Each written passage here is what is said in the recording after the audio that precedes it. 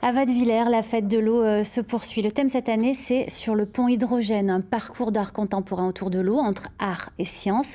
Beaucoup de surprises à découvrir jusqu'à dimanche soir. Olivier Stéphan avec Agathe Tourneau. La fête de l'eau, c'est un parcours d'art contemporain qui a la particularité de se situer à la fois dans le village et chez les habitants de Wattevillers qui nous prêtent des lieux pour exposer les œuvres des artistes. Elle compte 13 stations, cette 22e édition de la fête de l'eau.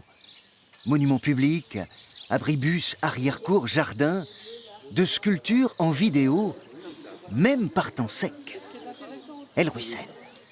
Ça vous plaît?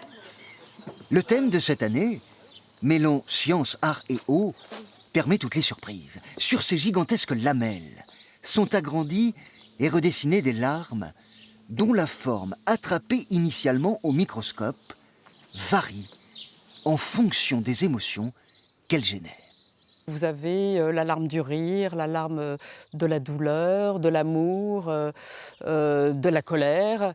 Et puis il y a une larme de base en fait, qui est la larme qu'on a quand on pleure, quand on épluche des oignons par exemple. Alors là on va voir une vidéo de Sandrine Stahl. Mais surtout, c'est une ancienne réserve alambic et tout l'alcool et l'eau se mélangent.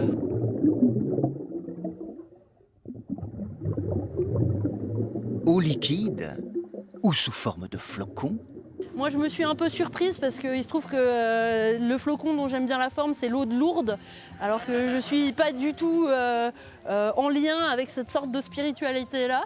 apparition garantie pourtant derrière l'église, avec la petite réplique de la grotte de Lourdes, grâce à un agrandissement photographique des traces laissées dans l'encrier de Valérie Graffio. Quand on recule, toutes les petites taches comme ça commencent à devenir des yeux et des visages apparaissent, notamment. Alors si je recule, il y en a. Ah oui, là. Là, il y a des yeux. Et ce week-end, des visites guidées sont organisées chaque heure de 14 à 17 heures.